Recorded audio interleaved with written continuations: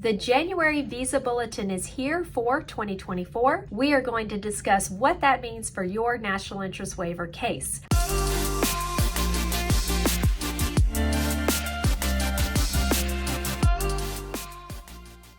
Hi, my name is Audra Doyle and I am an immigration attorney here in the United States. I am so excited that we have finally received the January Visa Bulletin. I and other practitioners have been anxiously awaiting this Visa Bulletin, and it has been a big change from previous years. So I'm going to go over why this January Bulletin is so excited. Then we will get into the details about the changes that I see. In past years, the State Department has started off every fiscal year, which begins in October, the government's fiscal year. They have started off with big change to the Visa Bulletin, a big push forward with all of the dates. That did not happen in October 2023, and it was a very big surprise for a lot of lawyers. The State Department later came out and said they are going to do something new. They're trying something new. I know that the man who previously ran the Visa Bulletin department has retired, so they're trying something new and we all have to get on board. What they are doing is they're making small advancements through the year, and then they are monitoring over one quarter, which is 3 months,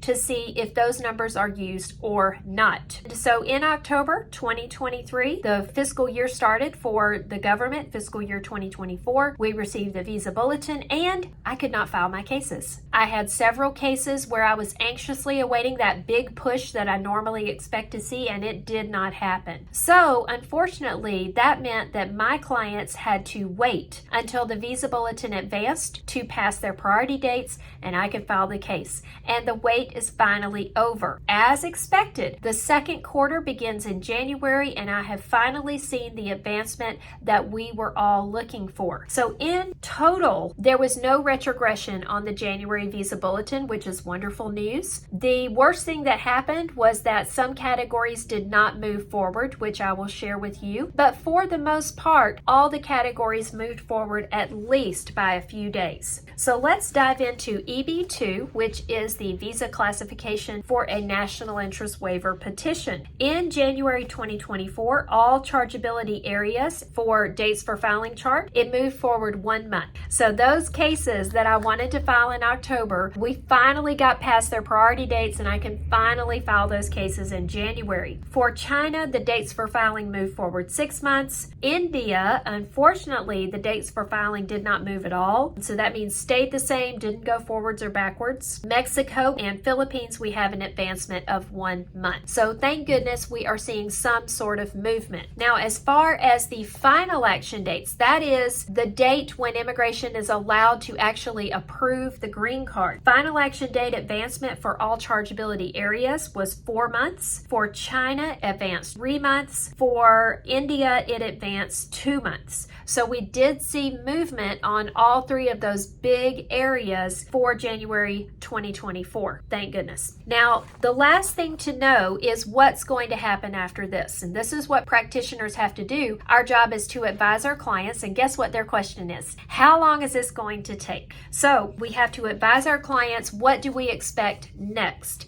And unfortunately, I think that we're going to have a very slow February and March. And this is based on what I saw for October, November, December 2023. Same thing is going to happen. A big push in January. We see some movement, and then they're going to slow down again in February. So the February Visa Bulletin, I am not expecting a lot of movement, maybe no movement whatsoever. Same thing for March, maybe no movement. And then the State Department will review again for quarter number 3 to determine in April if it needs to advance the Visa Bulletin again. So that's my prediction coming up for February. In the meantime, patience is the key. As you know, in immigration, everything is slow. So please remain patient on your case. Just be understanding that when attorneys advise you maybe a year ago that this is what they expect to happen, we don't have a crystal ball to see into the future, to see that the State Department would change the rules and change the process. But now that we do, I can make more accurate predictions going forward to help my clients. That's it for today. Thank you so much for watching, and let us know if you have any questions.